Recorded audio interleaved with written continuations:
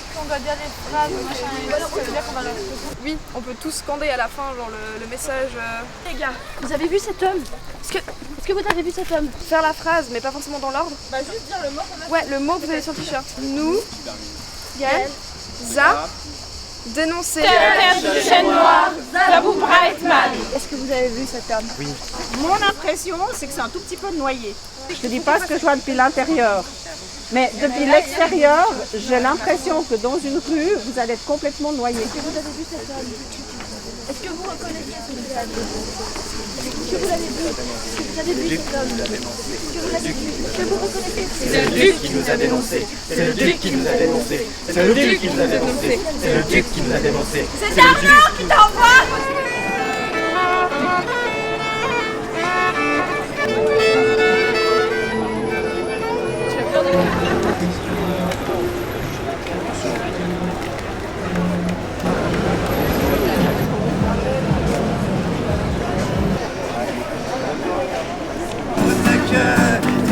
Le bon pays de moi. Oh, quand je me donne voleur, malchanceux, tous ces frères que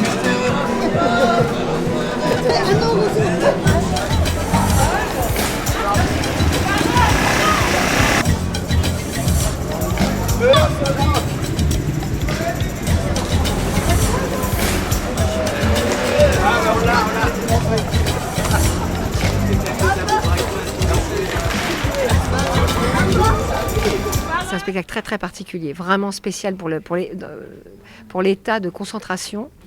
C'est un peu un marathon. Et donc après, je me sens comme après un marathon. J'ai pas fait de marathon, mais je me sens comme, c'est-à-dire après, je suis chargée d'adrénaline en fait. Donc entre la concentration et le physique, comme ça dure 1h30, c'est à peu près ce même état, c'est-à-dire assez euphorique. Pas du tout, je vais pas tomber par terre. Hein, les marathons ils tombent par terre, mais non, je veux dire. Allez, un demi-marathon, je vous le fais. Je vous le fais à 20 km. Mais c'est un état d'euphorie dû à, je pense, des décharges d'endorphines énormes. Je pense que chimiquement, il doit se passer plein de trucs. Et je suis assez bien, en fait. Je me sens très bien, mais un peu comme dans du coton, comme si j'avais couru longtemps, quoi. L'apprentissage a été très long, aussi parce que j'avais pas de metteur en scène. J'étais mon metteur en scène. Et ça, je referai jamais ça, par contre. Ça a été vraiment trop long comme apprentissage, quoi. On a posé la question, un sondage dans notre compagnie de 20. 2 personnes ont reconnu le maréchal, putain, comme vous l'appelez, à partir de la photographie. Est-ce que ça vaut la peine de ressortir les vieux meubles et toute la poussière qu'ils contiennent? Oui, ça parle précisément de ça, en fait, ce texte. Le texte dit qu'on ne peut pas se construire si on n'a pas... C'est l'histoire de ranger sa chambre. Hein. On ne range pas sa chambre tant qu'on n'a pas d'abord vidé tout. D'accord ? On vide tout et après on peut ranger. Une société, de même qu'une personne qui est encombrée d'un passé lourd dont elle ne veut pas parler, un déni, une chose, je ne pense pas qu'elle puisse se construire correctement. C'est quand même, Lydie Salver est une psychanalyste aussi. Elle est pédopsychiatre, donc elle sait très bien ce que c'est que d'être encombrée par son passé. Et ce que je trouve vraiment important et ce qu'elle souligne là, c'est que de même manière, une société qui ne veut pas parler d'un certain passé, parce que c'est le cas en France quand même, qui parle très très peu de ça, est encombrée par ça et les spectres reviennent. Bien sûr qu'ils reviendront. On ne chasse l'ennemi que si on l'a défini, si on l'a reconnu. Et là, on peut en parler. Mais si on le laisse comme ça, qu'on met la tête dans le sable et qu'on se dit non mais ça fait rien, ça ira, ils reviennent. Mais est-ce qu'on touche vraiment la génération Twilight Complètement, je pense. Je dis ça parce que j'ai eu tellement de publics différents. Et en fait, à chaque fois qu'il y a des gens jeunes dans la salle, c'est souvent les représentations les plus animées et les meilleures. Parce que...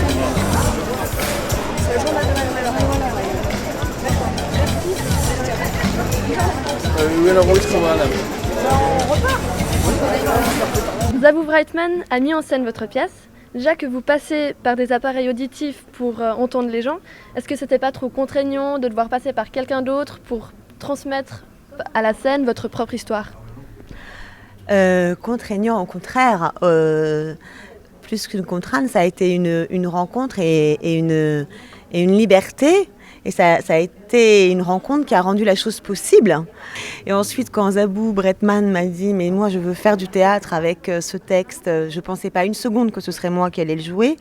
Donc c'est vraiment elle qui a tout rendu possible et qui a adapté le texte pour la scène. Et entre nous, c'est pas un peu paradoxal pour une comédienne d'avoir des problèmes d'audition? Vous devez en passer souvent des auditions, non? Et oui, des problèmes d'audition dans tous les sens du terme. Et d'ailleurs, j'avais jamais réfléchi au sens de ce mot avant. C'est après avoir réussi ma première audition, après avoir eu mes nouvelles oreilles, que j'ai entendu le sens caché de ce mot audition. Si on regarde votre affiche, les oreilles sautent aux yeux.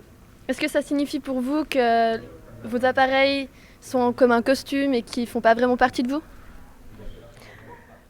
Alors, comme un costume, je dirais pas ça. Mais j'aime beaucoup votre expression que les oreilles sautent aux yeux, parce que c'est tout à fait ça. C'est qu'en fait, j'ai appris à écouter autrement qu'avec mes oreilles, hein, et j'ai appris à écouter avec mes yeux, avec, comme je dis dans le spectacle, avec mes mains, avec ma respiration, avec tout ce que j'avais à ma disposition pour entendre l'autre. Et mes appareils, aujourd'hui, font à la fois complètement partie de moi, je les oublie, ils sont là, voilà, c'est mon confort. Hein. Et puis par moments, ça fait du bien de les enlever.